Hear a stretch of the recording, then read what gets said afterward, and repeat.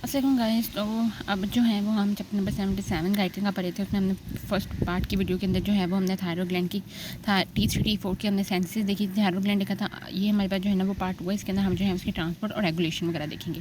अब हम कहते हैं हमारे पास जो T3 एंड T4 होता है ना, थायरॉइड जो भी हमारे पास हार्मोन्स होते हैं, ये हमारे पास क्या होते हैं, लिपिड सॉल्युबल होते हैं। जब ये हमारे पास लिपिड सॉल्युबल है तो ये हमारे पास जो है वो ब्लड क्योंकि हमारे पास जो है वो वाटर सॉल्युबल है, वाटर भी एक सब्सटेंस है, तो ये हमारे पास जो है ना वो फ्रीली जो है वो हमारे पास फ्लोट नहीं कर सकते वाटर के अंदर, ब्लड के अंदर, वाटर के अंदर। ठीक है, तो इसके लिए हमारे पास कुछ ऐसा ब्लड में होना चाहिए जिसके साथ वो बाइंड करें और फिर हमारे पास जो है ना वो मूव ऑन करें।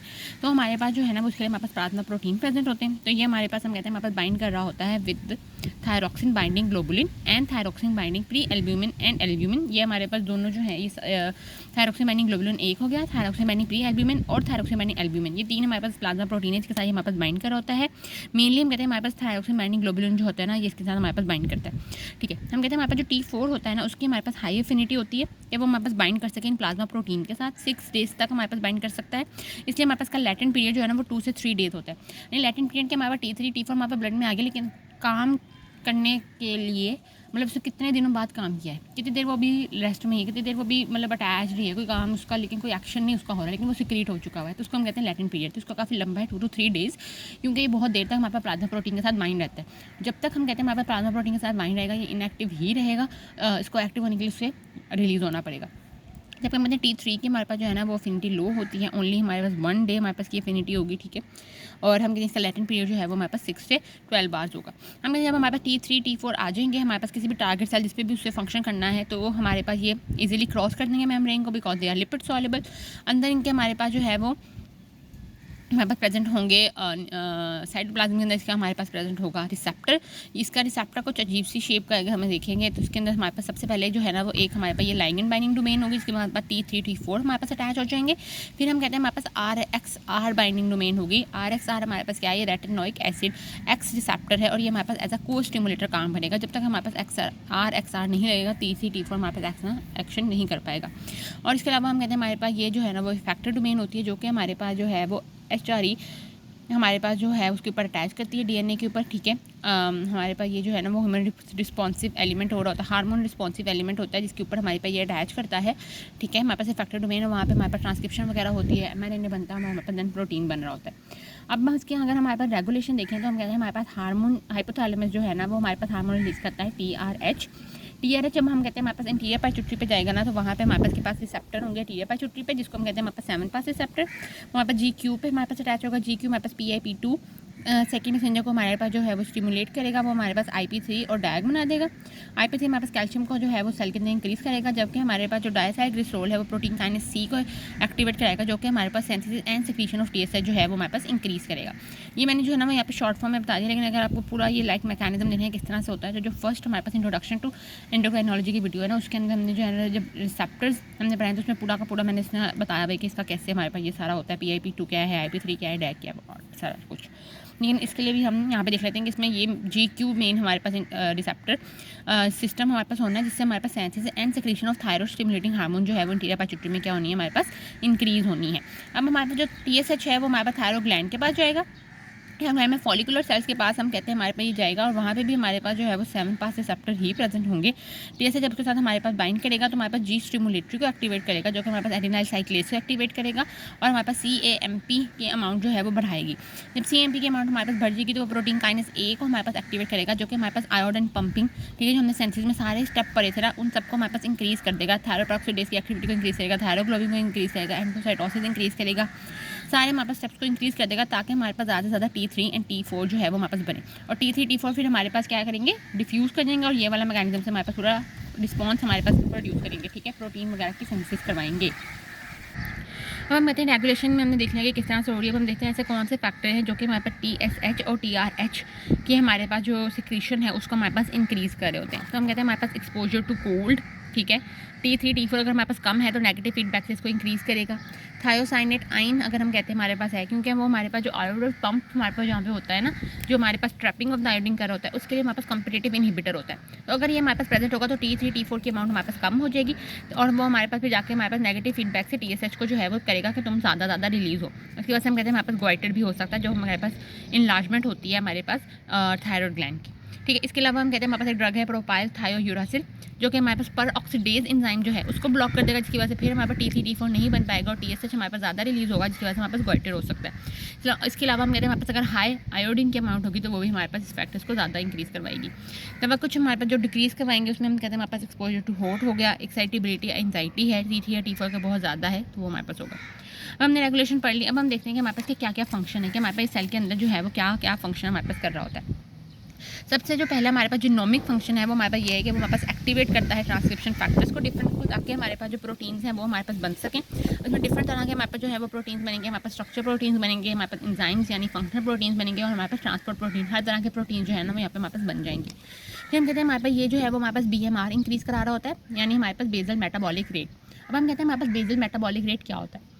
बेसल मेटाबॉलिक रेट क्या होता है कि बेसल यानी हमारे पास एट द रेस्ट हमारे पास कितनी एनर्जी जो है वो हमारे पास बॉडी हमारे पास यूज़ कर रही है, ठीक है, कितनी हमारे पास ATP कितनी हमारे पास बननी है, लेकिन एट द रेस्ट। तो हम कहते हैं हमारे पास इसको जो है वो क्या करता है, BMR को हमारे पास क्या कराता है, इंक्रीज़ करवा देता है, क्योंकि हमारे पास ये प्रोटीन का कैटाबॉलिज्म और एनाबॉलिज्म दोनों हमारे पास जो है ना वो इंक्रीज़ कराता है। फॉरन से हमारे पास प्रोटीन बन रहे हैं, टूट रहे हैं, माइट्रोकॉन्ड्रिया के हमारे पास नंबर इन साइज इंक्रीज़ करा देगा, ठीक है, क्योंकि हमारे पास जब बहुत ज़्यादा BMR ज़्यादा जब हमारे पास हो गया है हमारे पास क्या होगा कि हमारे पास ज़्यादा ATP जो है वो बनेगी, ATP ज़्यादा टूटेगी भी, ठीक है, तो हमारे पास क्या हो जाएगा, ATP जब ज़्यादा बनेगी तो हमारे पास माइटोकॉन्ड्रिया का नंबर भी हमारे पास इंक्रीज़ होगा, हमारे पास माइटोकॉन्ड्रिया का साइज़ भी इंक्रीज़ होगा।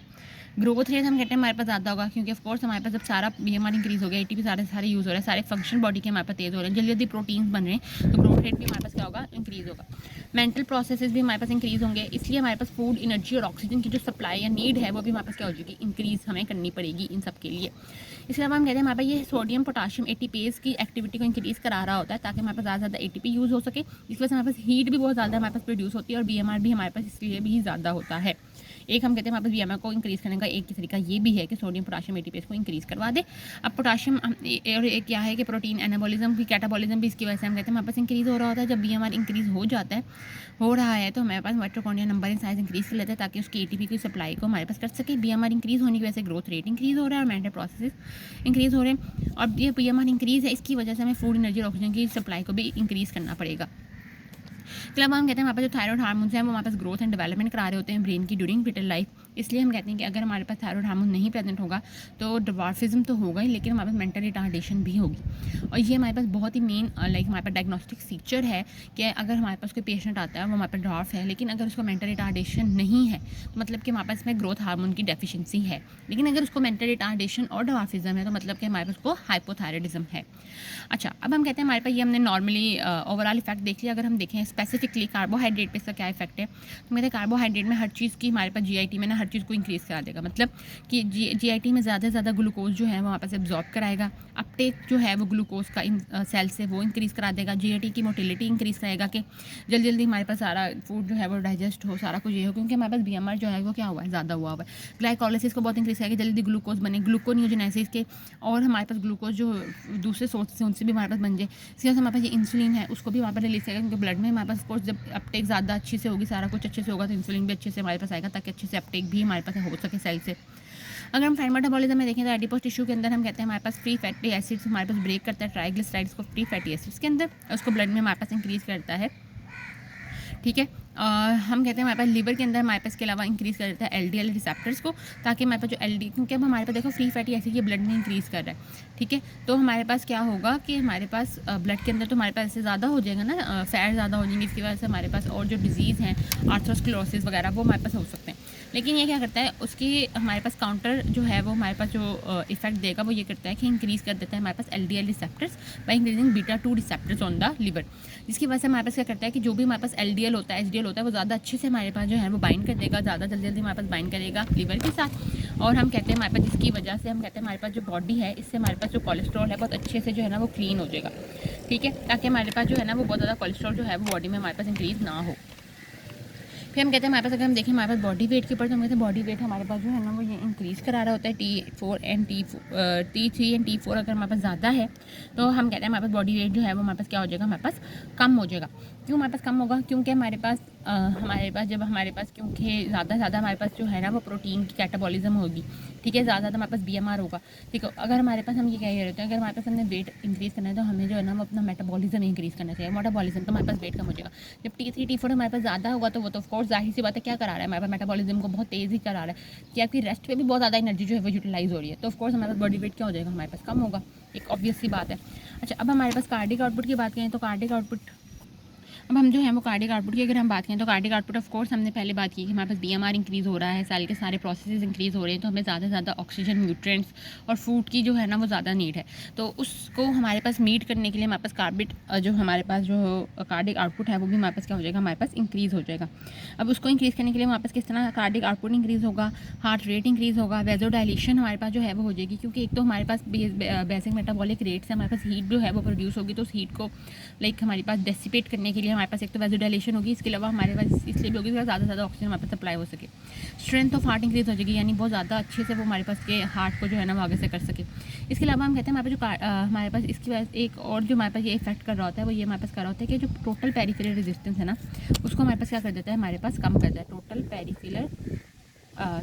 पेरिफेरल रेजिस्टेंस को हमारे पास क्या करता है, कम कर देता है, ठीक है। यानी हमारे पास जो हमारे पास अब एक दो हमारे पास चीज़ें होती हैं, एक हमारे पास होता है ब्लड प्रेशर और एक हमारे पास होता है total peripheral resistance. Blood pressure होता है कि हमारे पास जो ब्लड का फ्लो हमारे पास रेजिस्टेंस दे रहा है toward the vessels. Total peripheral resistance है कि हमारे पास वेसल्स जो है वो हमारे पास जो है वो क्या कर रही है, कितनी हमारे पास दे रही है रेजिस्टेंस टू द ब्लड का फ्लो, कि हमारे पास वेसल्स कितनी हमारे पास रेजिस्टेंस दे रही है। अगर हमारे पास वेसल्स कॉन्स्ट्रिक्ट हैं तो वो रेजिस्टेंस क्या करेंगी, ज़्यादा देंगी, लेकिन हमारे यहाँ पे क्या हो रहा है, वेजो डायलेशन, तो रेजिस्टेंस क्या होगी हमारे पास, कम हो जाएगी।